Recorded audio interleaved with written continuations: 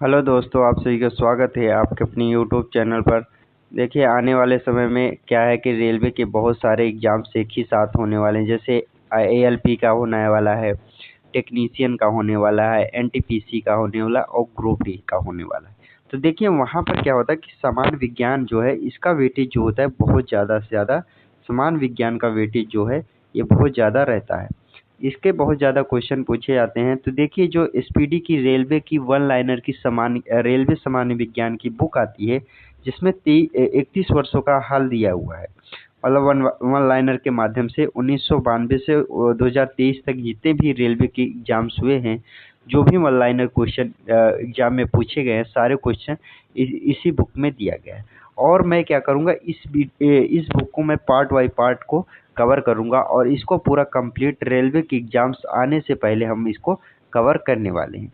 और आज की ये मेरी पहली वीडियो रहेगी। और आप सब ये ज़रूर कमेंट करके हमें बताइएगा कि आप लोगों को ऐसी ऐसी सीरीज आप लोग को चाहिए कि नहीं चाहिए।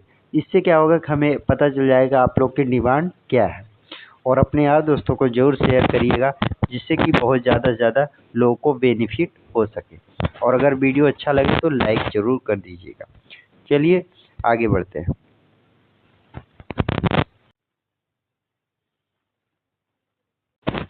RRB भोपाल 1992 में जो भी क्वेश्चन रेलवे के द्वारा पूछा गया है, उस क्वेश्चन को हम लोग यहाँ पर डिस्कस करने वाले हैं वन लाइनर के माध्यम से।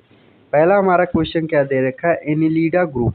एनिलिडा ग्रुप जो होता है, मुख्यतः कौन कौन से जंतु आते हैं। एनिलिडा एक ग्रुप है, इसमें कौन से जंतु या जानवर पाए जाते हैं, तो वो है जोंक और केचुआ। जोंक और केचुआ जो है ये एनिलिडा ग्रुप के अंतर्गत आते हैं। जोंक आपने तालाबों में देखा होगा, अगर मछली वगैरह पकड़ने गए होंगे तो तालाबों में आपने देखा होगा कि आपको चिपक जाता था, काला काला सा होता था। और केचुआ हमारा बरसात के टाइम या खेतों में देखा होगा। अगला क्वेश्चन है हमारा, अगला क्वेश्चन हमारा क्या दे रखा है कि आर्थोपेडा। आर्थोपेडा जो ग्रुप है, इसमें कौन कौन से जंतु आते हैं। तो आर्थोपेडा ग्रुप के अंतर्गत आता है तिलचट्टा आता है, और मच्छर आता है, और खटमल और मधुमक्खी। ये हमारा आर्थोपेडा ग्रुप के अंतर्गत आता है। अगला क्वेश्चन हमारा क्या दे रखा है, अगला क्वेश्चन दिया है मोलास्का ग्रुप के अंतर्गत मुख्यतः कौन कौन से जंतु या कीट आते हैं। देखिए, मोलास्का ग्रुप होता है, इसके अंतर्गत कौन कौन से जंतु और कीट आते हैं, तो वो है घोंघा और सीपी। घोंघा और सीपी जो है ये मोलास्का ग्रुप के अंतर्गत आता है। घोंघा भी आपने तालाब में देखा होगा और सीपी भी कहाँ देखा होगा, तालाबों में देखा होगा। अक्सर आपने मछली पकड़ने गए होंगे। वैसे गांव के लड़के अक्सर मछली वगैरह कभी ना कभी मछली वगैरह पकड़े रहते हैं, तो वो लोग जरूर जानते होंगे। अगला क्वेश्चन क्या दे रखा है, अगला क्वेश्चन हमारा दिया है ईका इनोडर्मेटा। ईका इनोडर्मेटा संघ के अंतर्गत मुख्यतः कौन सा जंतु आते हैं। तो ईका इनोडर्मेटा के संघ जो ग्रुप है, इसके अंतर्गत कौन कौन से जंतु आते हैं, तो वो है तारा मछली और ब्रिटिल स्टार। तारा मछली और ब्रिटिल स्टार ईका इनोडर्मेटा संघ के अंतर्गत आते हैं। नेक्स्ट क्वेश्चन है हमारा क्वेश्चन है मनुष्य का पाचन क्रिया का प्रारंभ कहाँ से होता है। देखिए, मनुष्य खाना जो भी कोई खाना खाता है, तो उसकी पाचन जो क्रिया होती है वो कहाँ से शुरू हो जाती है, तो वो मुख से उसकी पाचन क्रिया शुरू हो जाती है। तो देखिए, मुख से पाचन क्रिया शुरू हो जाती है। अगला क्वेश्चन दे रखा है शिराओं द्वारा कौन सा रक्त प्रवाहित होता है।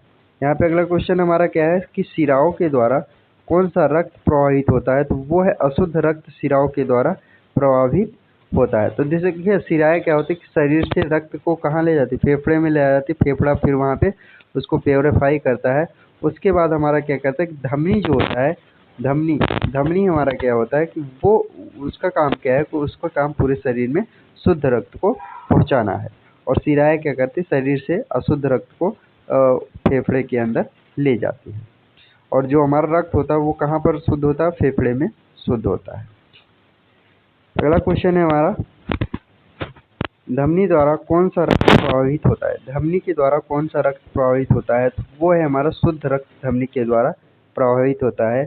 और शिराओं के द्वारा अशुद्ध रक्त प्रवाहित होता है। मैंने बताया ना, धमनी क्या करती है कि फेफड़े से जो शुद्ध रक्त होता है उसको पूरे शरीर में पहुँचाने का काम करती है।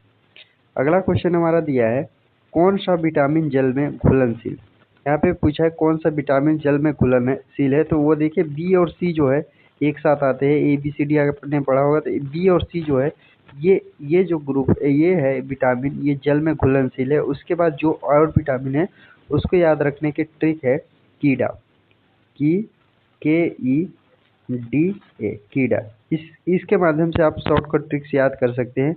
जो कीड़ा है ये कहाँ पर घुलनशील होते हैं, ये वसा में घुलनशील विटामिन है KEDA। KEDA जो विटामिन है ये कहाँ पर घुलनशील है, वसा में घुलनशील विटामिन है, क्योंकि ये भी क्वेश्चन पूछा जाता है। अगला क्वेश्चन हमारा क्या है, अगला क्वेश्चन है हमारा सोडियम का कार्य क्या है। सोडियम का कार्य क्या है, सोडियम जो होता है यह रक्त दाब नियंत्रित करने में सहायक होता है तथा जल को संतुलन बनाए रखता है। देखिए शरीर के अंदर जो रक्त दाब है इसका नियंत्रण कौन करता है, सोडियम करता है।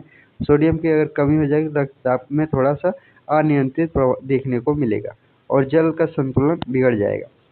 तो सोडियम की उपस्थिति के कारण रक्त का दाब नियंत्रित होता है और शरीर के अंदर जो जल को संतुलन बनाए रखता है वो है सोडियम। और सोडियम का परमाणु भार होता है कितना, 11। परमाणु क्रमांक होता है 11 होता है। और सोडियम को किस में रखा जाता है, केरोसिन में रखा जाता है। ये भी क्वेश्चन एग्जाम में पूछा है। तो सोडियम को किस में रखा जाता है, केरोसिन में, क्योंकि ऑक्सीजन के साथ वो क्रिया करके विस्फोट कर जाएगा। तो ये रही आज की हमारी वीडियो। अगर आप लोग को हमारी वीडियो पसंद आती है तो अपने यार दोस्तों को जरूर शेयर करिएगा और आप लोग हमें ज़रूर करके बताइएगा कि आप लोग को ऐसे पार्ट बाय पार्ट वीडियो आप लोग को आवश्यकता है कि नहीं, ज़रूरत है कि नहीं। तो हम अगले वीडियो से आप लोग को रेगुलर एक शुरुआत कर देंगे। आप सबसे मुलाकात होगी नेक्स्ट वीडियो में। जय हिंद।